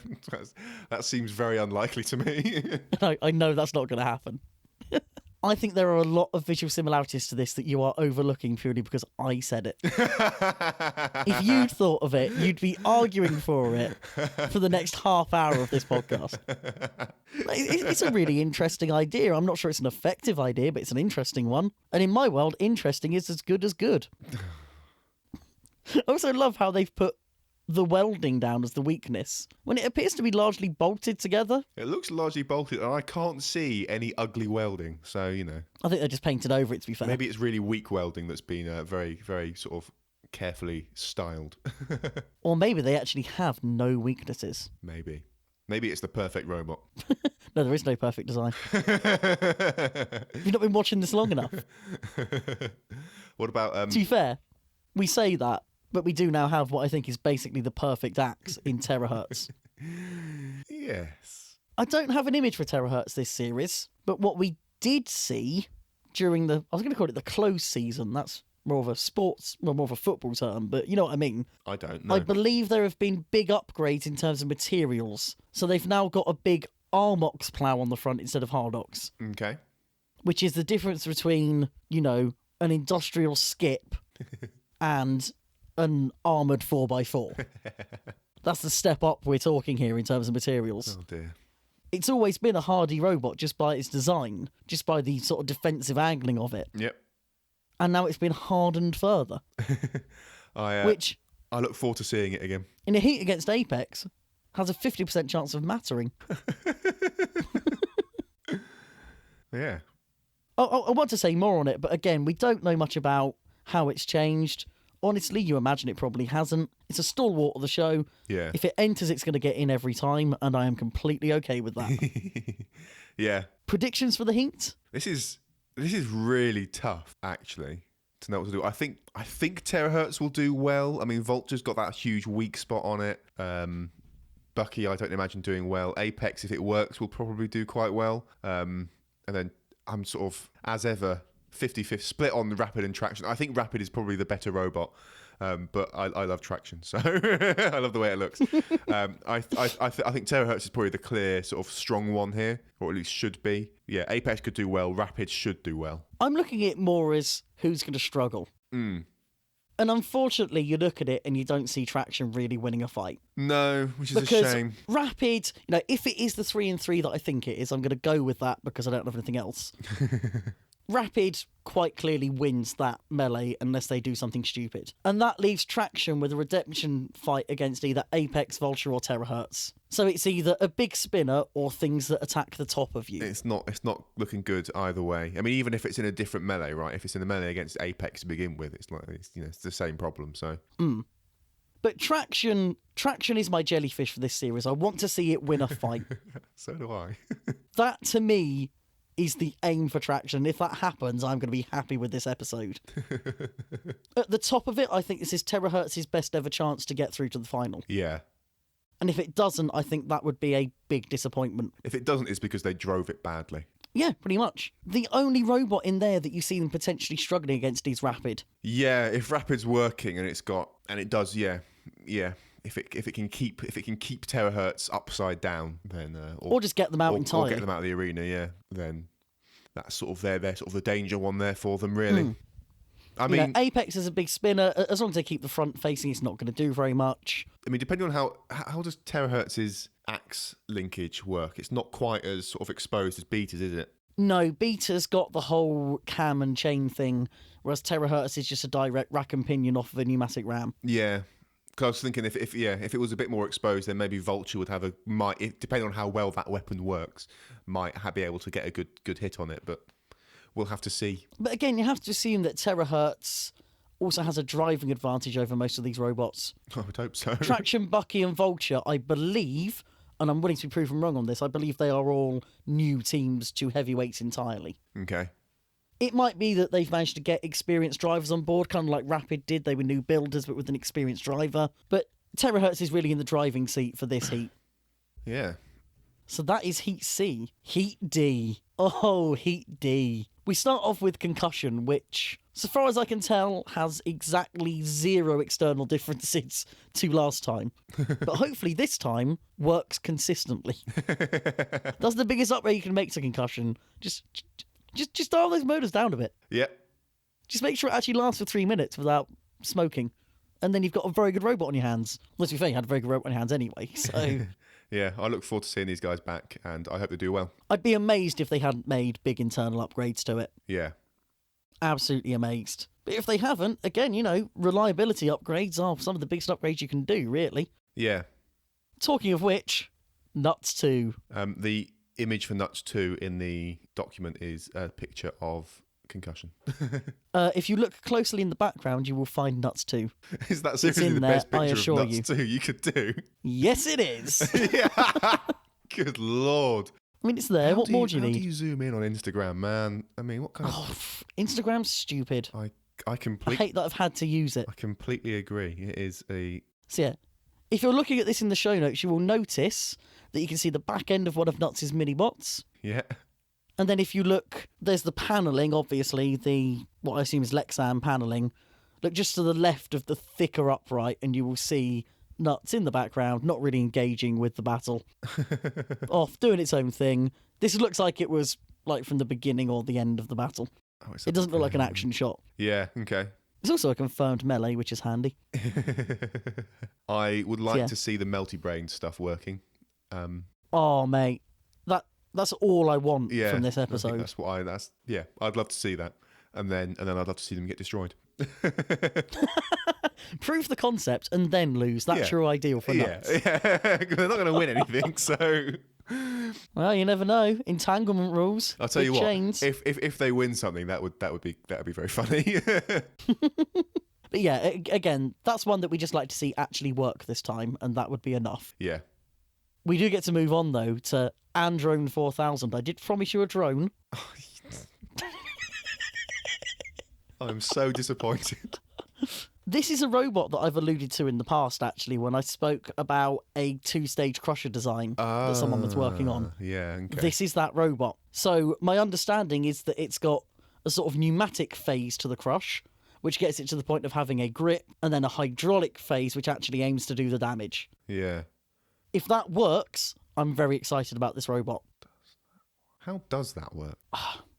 I could parrot what I've read, but I don't really understand it well enough to talk about it. Yeah, I think we can save it for when we've seen it in action. But if you want to have a go at explaining it, go for it. But I mean, yeah, I'm looking forward to seeing how this works. I think once we've seen this in action, there might be an armchair engineering going on, put it that way. Yeah. I don't want to speculate too much. I've seen some of the design and build stuff, so I've got some grasp, but I'd want to do that properly. I'd want to do that justice. Yeah, okay. Because if it works, it's a brilliant idea. Yeah, definitely. It's also, I think, a really good-looking robot. It's got a touch of the saber-tooth about it. It's all right. It's all right. Never happy, are you? I am happy. Like, what do you mean never happy? Earlier in this very episode, we were talking about traction. Very true, very true. My big concern with this is that any crusher is only as good as its ground clearance. And when I look at these front forks, even though they're riding along the ground, they don't look almost sharp enough to really get under something. Yeah, they're not sharpened. Who had this problem? Someone had this problem against Bombshell. Red Devil had exactly this problem against Bombshell. Yes. Yeah. Where they're not sharp enough. So yeah, if they're up against something with really low ground clearance, then they have problems. One other thing I do really like though is the design and shape of that beak.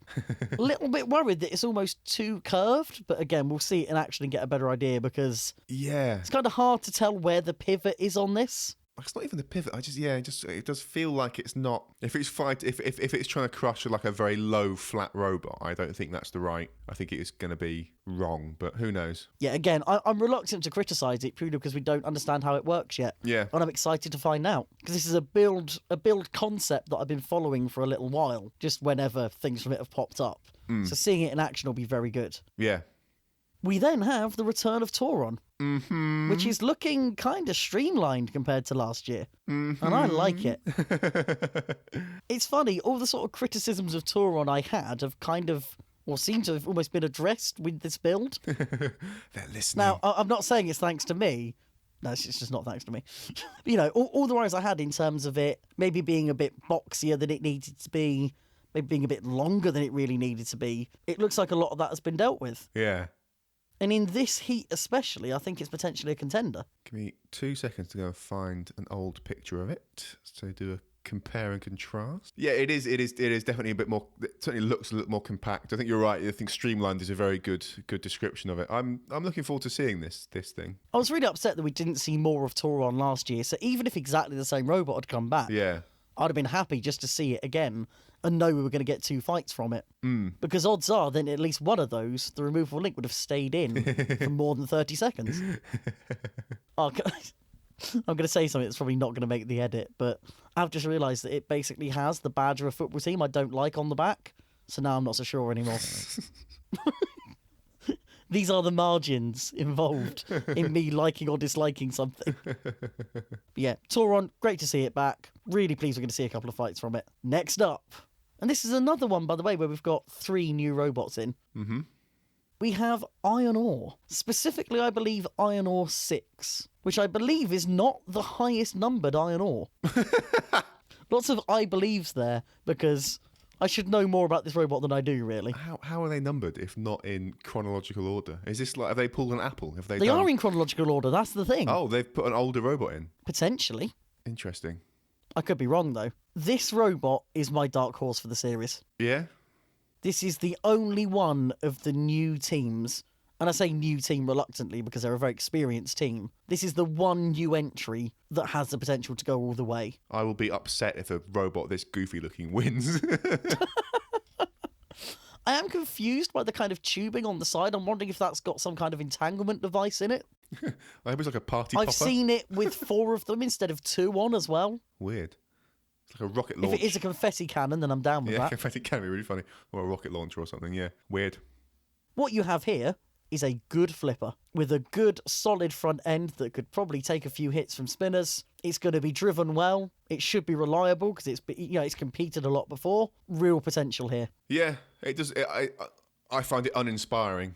So that's what often makes a champion, though. Yeah. Apollo, as a design, technologically isn't that inspiring. Yeah, that's true. That is very true. Eruption, really, again, technologically not inspiring. It's a very run-of-the-mill is way too harsh, but you know what I mean. It's a very standard flipper design. Yeah, but definitely. Boy, does it work, and boy, is it well driven. Yeah, I think until I've seen Iron Ore in action, I don't think I'm going to have a huge amount to say about it. There's nothing obviously terrible about it. There's nothing that stands out about it to me. I mean, those tubes that you've just mentioned are a bit weird. I'll be curious to see what they do, and I'll be curious to see how well it's driven. I think that's probably the make or break thing for most flippers these days is how well they're driven. It's boring, but it's what matters, you know?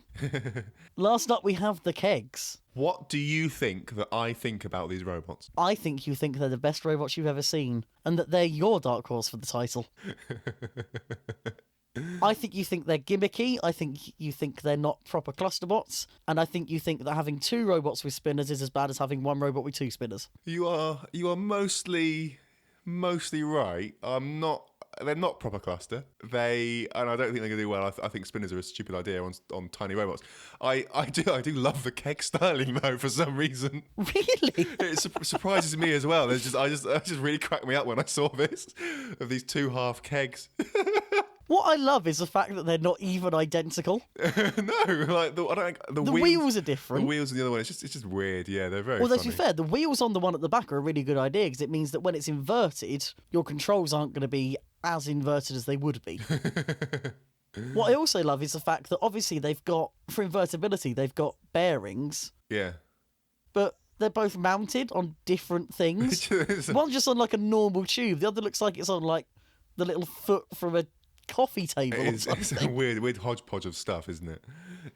I think this is from the Terra Turtle team, which probably explains a bit of that garden shed aesthetic, and I do Yeah. like that about it. Yeah. Obviously, the materials that kegs are made from, not necessarily, the properties of a keg don't necessarily match up against the properties of a combat robot. No. I've also just noticed that I think on the back one with the red wheels, it looks like they've still got the sort of marker lines where they cut something, and they clearly didn't cut it as far as they planned.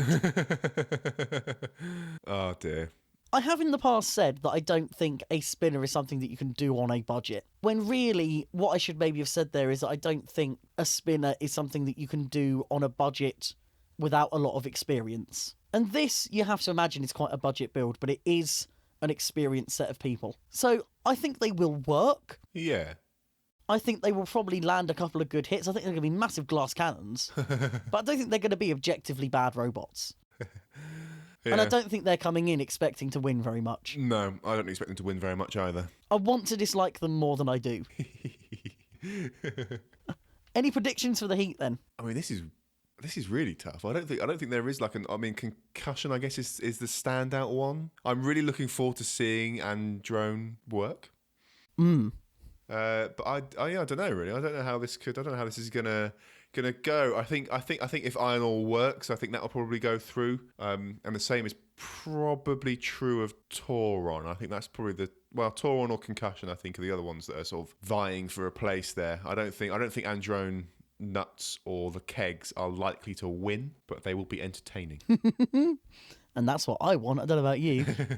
Even though I think that Tauron is going to be a very good robot this year, and I know that Concussion is already a very good robot, all the logic in the world can't make me look past Iron Ore. I just don't see that robot not making the final one way or another. It just makes sense to me that is going to be up there. Even though Tauron looks like a very good design, Concussion we know is good. Even something like Nuts is going to be just hard for it to deal with. I can't make any other prediction than Iron Ore for this heat. I think it's very dependent on how the melees pan out and what's going on. I'm trying to sort of think what can do the most damage to Iron Ore. I think the Kegs probably could, just because I feel like a horizontal spinner is going to be possibly more... I don't know, I think it depends very much. I think if either Concussion or the Kegs... Concussion probably more likely, actually thinking about it a bit more, can get good hits on it. I think that will do enough damage to take it out. Don't know. I'll just have to see. I think this could go so many ways. This is the one where this feels like the heat where anything could happen. Really, I wouldn't be surprised if any of these went through. To be honest. It's a really good mix of weapon types as well in this. Yeah. And I mean, you can say that for a couple of others as well. Sort of Heat 1, I suppose you'd say that for. Mainly because the Swarm has every type anyway. Why is it you list all these as like Heat A, B, C, and then refer to one of them as Heat 1? I mean... I don't know. It wasn't intentional, don't worry. We'll move on. And unfortunately, we are ending here with what I think is the weakest Heat, which is why I say it may not end up being aired in this order. Yeah. But we'll go through it anyway, because there are some very good robots in here. We start off with Hobgoblin. This is not a robot I was expecting to see back, but I'm very glad that we have. And all the information I'm seeing says that it was reserved for this series. Okay. Replaced, I think, a robot called Point Break, which has failed can't do it. Every time. Which has failed tech check yet again, is what we're hearing. Oh, man. And Hobgoblin has made it instead. I don't have a photo. I don't know if they would have made big changes to it or not. But just having that style of weapon in is a really nice bit of variety for me. Yeah, middle of the road robot for me, so not a huge much to say about it. Be interesting to see what it does. Next up is a robot that you have to have an opinion on. And that is Magnetar. Now, I want to say something to Ellis, if he's listening. If you have burnt out a single component... if a single component burns out in this entire series, I expect on the Reddit a full explanation and apology and outline for what you're going to do next time to stop making that mistake. Yeah, if you do it again, that'll be the third time in a row that you've built a robot that should do really, really well and looks awesome, and then doesn't work because you keep burning things out. Okay. I hope to high hell that you've not done it again. And if you have, I want that explanation. A full, detailed explanation of exactly what happened, why you're making this decision, and an apology to the whole world. Now, with that said, this does look really cool. And I hope it does well. Ellis has gone full Apple here, and he's made a rose gold version of Pulsar. That's what he's done here. Oh, dear. Oh, man. We've said this 2 times already, but if this thing works how it should... Yeah. I mean, we don't know a lot about what actual internal differences there are. I also don't know what the difference is in scale between this and Pulsar in terms of, the size of the drum and all of that, or just the size of the robot in general. It looks bigger. It certainly looks bigger front to back. Yeah, proportionally it looks deeper. That's a very good shout, my biggest complaint aesthetically of Pulsar was that it looked very sort of wide and not very deep. It was sort of like, it proportioned a bit weirdly. I much prefer, at least in this picture of it anyway, I much prefer the proportions that this has. I love that about it, but I wonder if it had consequences internally that just weren't worth it anymore. Yeah. I wonder if that compactness was even an issue with the heating in places. Because you've got to be able to move heat away from those motors. Yes, you do, Ellis. Do you hear that? I'm an idiot, and I know that. Again, I will say, that's always been a managed risk, hasn't it? Let's just get the sensible thing out. That's a managed risk. You take that risk and you hope it works. A badly managed risk. I really hope he's done. I really hope it works. I genuinely do. Like I've always been disappointed that Pulsar doesn't work like it should. It's always been so frustrating to me seeing that robot fail in the way that it fails. So I'm really hoping that Magnetar doesn't do that. I'm excited to see this thing go. The key headline is it is still brushless. Yep. Obviously. Shocker. It has some kind of magnetic system in it to try and combat the gyro dancing. Mm-hmm. On the description here, it says, can flip itself over. So I don't know if that means that it's got a Shrimak again, because that kind of shape behind the drum is still there. Yeah. But it might also mean that instead of using a dedicated system to self-right, it's just using the gyro forces, which we see things like Minotaur doing. Mm. It's going to be fascinating yet again, and I love it. And I'll always love it, no matter how much it lets me down. I look forward to seeing it. Don't we all? Next up. So before we move on quickly, let me just look something up. There was some ridiculous statistic or something that I read about the star Magnetar, like the star type, about how much energy those things put out. Bet they burn out as well. They do. Well, so they're apparently very short-lived stars. They do burn out very quickly.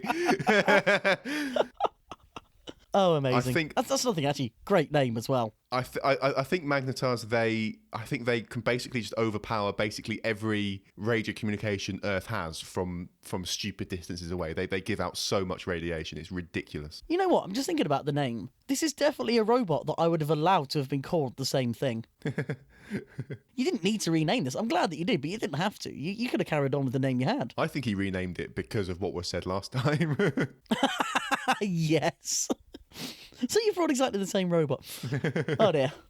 Anyway, next up we have another robot I'm very glad to see back in Push to Exit. The image we have is confusing to say the least. Give it a second to load. What is that? Okay, a very blurry, soft image. It looks as though it's maybe been taken from an Instagram video. Yeah.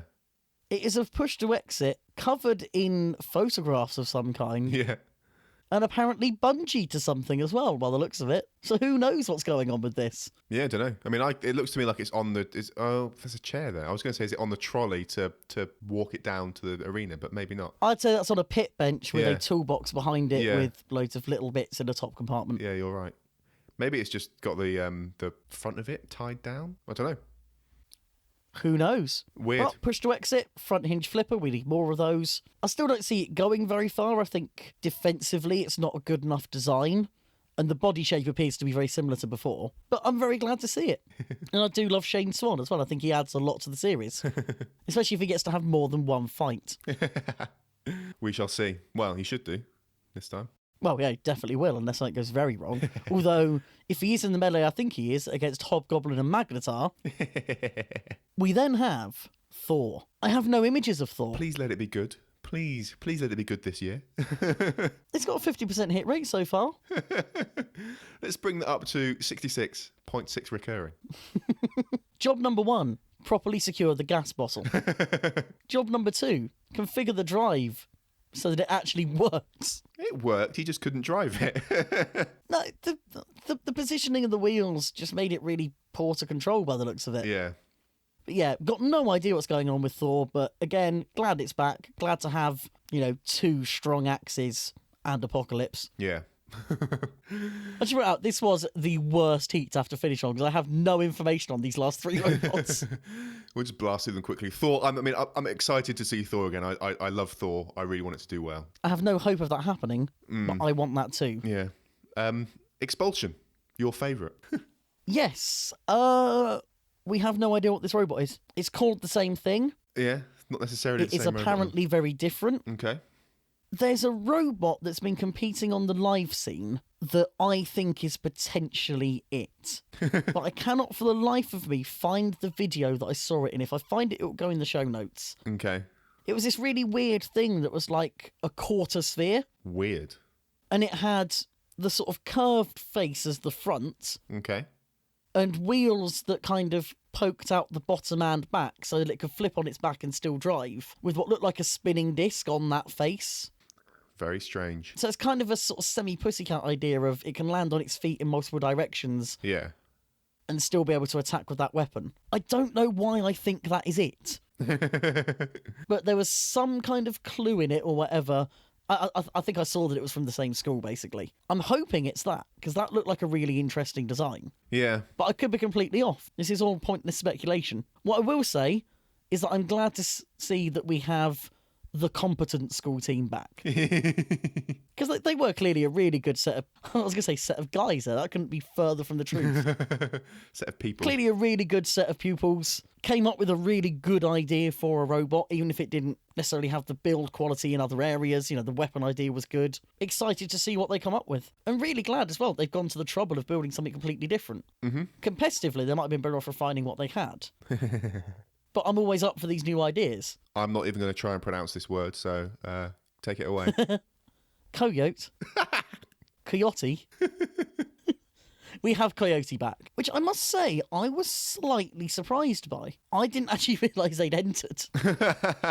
And again, with no photos, don't know what they've entered. Yeah. Is it a rebuild of what they had before? Because let's face it, they weren't re-entering the version that they finished with. Or is it something different? We just don't know. Will it still have a Chainsaw Dale? We hope so. I hope so, definitely. Yeah, that's literally all we can say so far. Great team. Absolutely great team. I think they deserve to have a slightly nicer heat than they had last year. Definitely. They were. And I hope whatever they come back with is competitive, because I'd love to see them go further. Yeah. Best And of we've luck. officially run out of steam on these robots, and run out of robots, to be fair. Best of luck to them, yeah. Well. We have reached the end of the robots.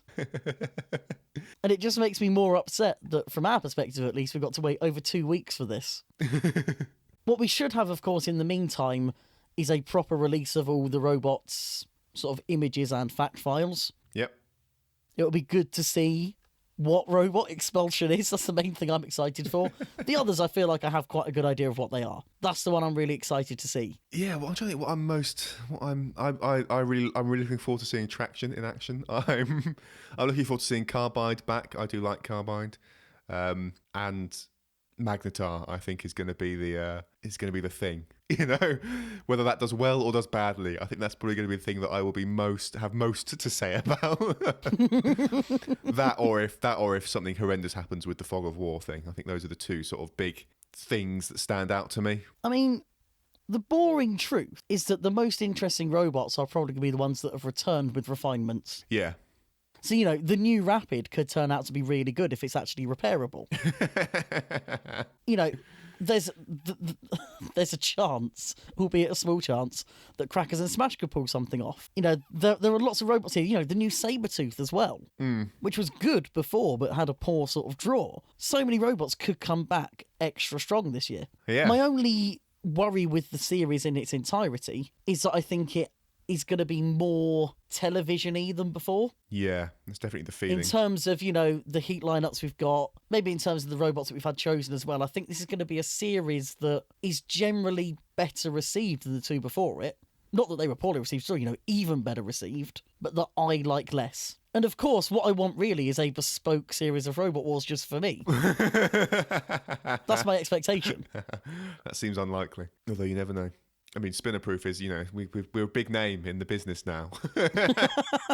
Throw a lot of weight around. We carry some clout. Yeah. We don't.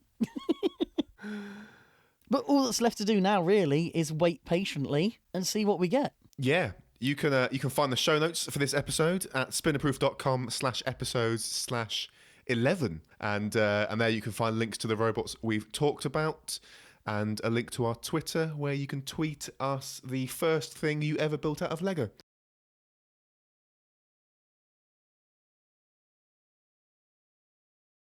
Have you been watching Discovery? Yes, I have.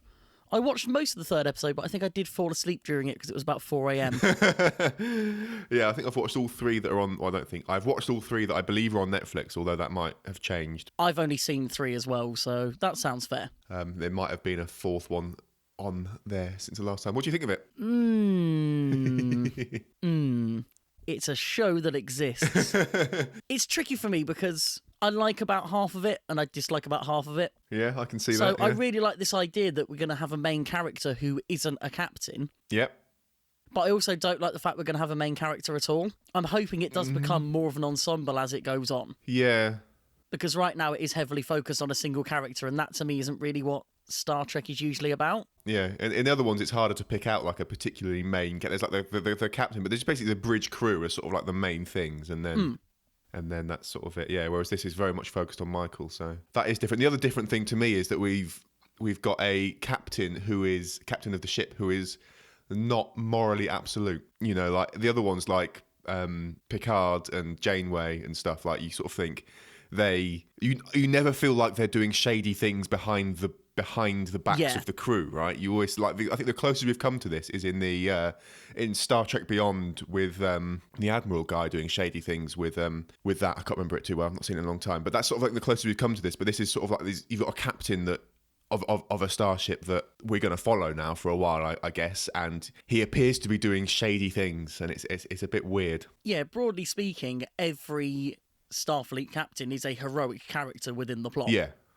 And I kind of like the idea of that not being as set in stone. I think it makes more sense the further back in the timeline you go to do that. But I'm not sure how I like this whole atmosphere of war as well, which is kind of the thing that allows that to be a thing. It's just annoying, isn't it? I want another Star Trek where it's not revolving around some war or some like violent conflict, man.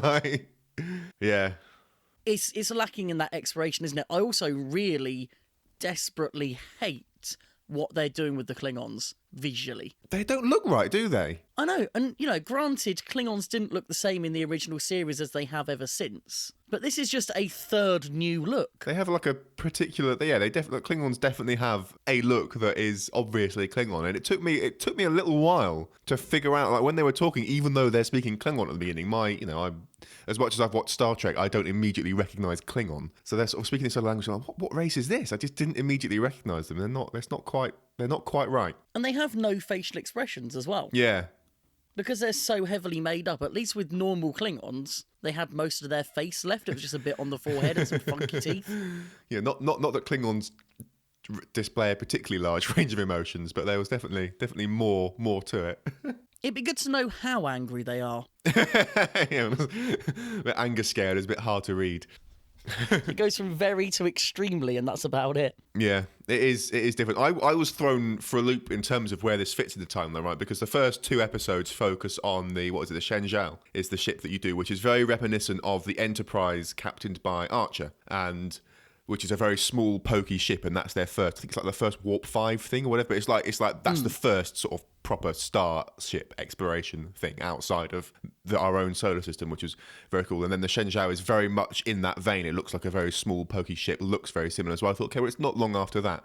And then, of course, by episode 3, we sort of learn that that's actually quite an old ship. And then we see the Discovery, which is much closer to the design philosophy of the Enterprise in the original series, which is, by the way, the worst Enterprise design ever. And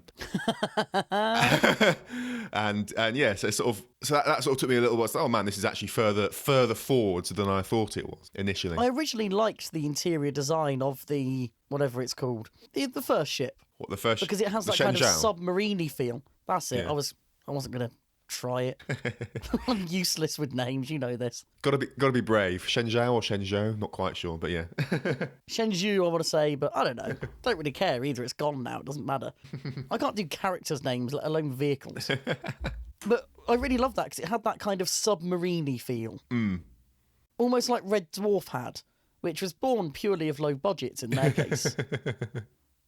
I don't dislike the design of the Discovery. It is a very Star Trek design in interior terms. Yeah. The one thing I cannot stand, and that they've only done to try and cement this in its sort of place in time, is those really annoying original series style bridge noises. The sort of sonar pinging and all of that. Yeah. Because that doesn't jive very well with the J.J. Abrams lens flare that's still everywhere. Oh, I hate the. So the other thing that annoys me in terms of like where does this fit in the timeline is this looks so much more futuristic than any other Star Trek.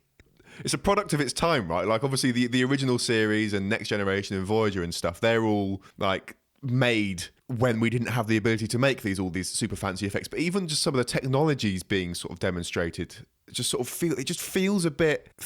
It's just not quite the right aesthetic, I don't think, for the timeline. It's weird. I do really love the external ship designs. So they've got this kind of retro futuristic vibe to them. No, it's too close to the original series Enterprise, man. Like the what are they? The warp thingamadoos. The nacelles. The nacelles, yes.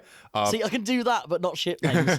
So the warp nacelles just they're in the wrong place. I think they're too long. It's just not right. The Enterprise in Next Generation. Which model number is that? How many of these can I do? I'm not going to try it. But I would say it's the D, but yeah, it's Enterprise D. It's like something not important. I think that's probably the best ship design, just aesthetically for me. I really like the way that looks. Closely followed by I think Voyager, and then the Enterprise. I love the look of Voyager. Voyager's really cool. The Enterprise of the Archer pilots or captains. That's NX-01, which is really cool as well. I really like that really small, pokey submarine feeling thing as well. I'm not a huge fan of the Next Gen era Enterprise, just because I think the rear end, the drive section, it's a bit too whale sharky for my liking. I think it's more... And everything feels a little bit out of proportion from the front. No, I think it's more in proportion and more balanced than the original series. And also, consequently, by the way, the Enterprise in the films, the modern films, which are obviously in that, like a parallel universe type thing version of that. So that's still fundamentally the same ship structure and has all the same flaws. The dish is too small, the nacelles are too high up, they're too long. It just looks weird. What we haven't done is get to the thing that I really hate about this series, visually. The space battle scenes look completely wrong. Okay. Because they're not using beams, they're using cannons. It looks like a Star Wars film. They use cannons in other ones as well. Yeah, but the aesthetic of Star Trek has always been those sort of prolonged beam bursts and that beautiful sound. And now we've just got loads of pew-pew lasers everywhere. That is a good point. I hadn't really noticed, but now you point it out. Now you can't unsee that now. No, I can't unsee it. That is very interesting. Yeah, because they have had I think it's like the photon torpedoes in past have been like the pew-pew, but they've been quite slow moving. And yeah, everything else tends to be phaser beams. Yeah. I also love the aesthetic of torpedoes in Star Trek as well. Yeah. Just that relatively slow-moving globule of light that has no reason to look like that. No. Are you going to keep watching it or not? Oh yeah, of course I am. I have no life. Dear me. I enjoyed watching them more than I thought that I would.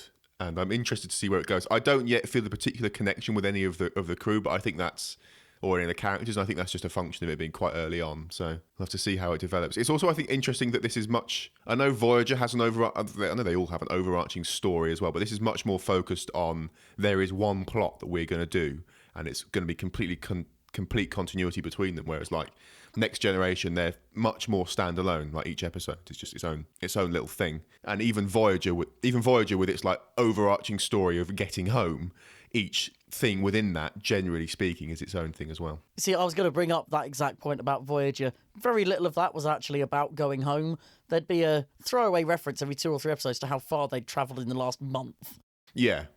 And I think Enterprise, like was it 2001 series, it's so hard to talk about some of these things. 2000 and something or other series Enterprise has like, I think it starts off quite like standalone-y thing, and then it's got, I think towards the end, it's got a run of one plot line. They did a whole series that was basically a single plot line. That Which was cloud thing, wasn't it? It was all right, yeah. The problem I have with it, as much as anything, is that there's a bit of overlap between that and an episode of Futurama. Where the whole big sphere thing they enter is basically identical. I feel like Futurama would have been trying to ape it, because I don't think it was a big enough series for them to really care about. But because it's been so long since I watched all of Enterprise, it's just completely integrated in my head now. They're the same thing. It's a shame Enterprise wasn't more popular. I really enjoyed it. I think it was a really good series. Yeah, I really liked it. I liked it. It just wasn't necessarily a really good Star Trek series. And that's what we're probably going to get here. Yeah, I think this is going to be enjoyable in a different way. Yeah, it'd be interesting. If it's enjoyable, that's something. Yeah, I still want a Star Trek that's optimistic of the future. I just want to stop with the Black Mirror Star Trek things, man. I want optimistic future, post scarcity, no war, that kind of stuff. Black Mirror Star Trek. I would watch that. You know what I mean? Like this Star Trek, and I think a lot of media at the moment is quite reflective of humanity, right? It's like, this is where we are now. It's like, I want one this is where humanity should be. I'm still imagining if Charlie Brooker did a parody of Star Trek, how good that would be. I don't know. I feel like would he go for the obvious stuff with the holodeck, or would he do something a bit more imaginative? I wonder. You're asking if Charlie Brooker would bother to be imaginative. Seems like a bit of a silly question. Is that so?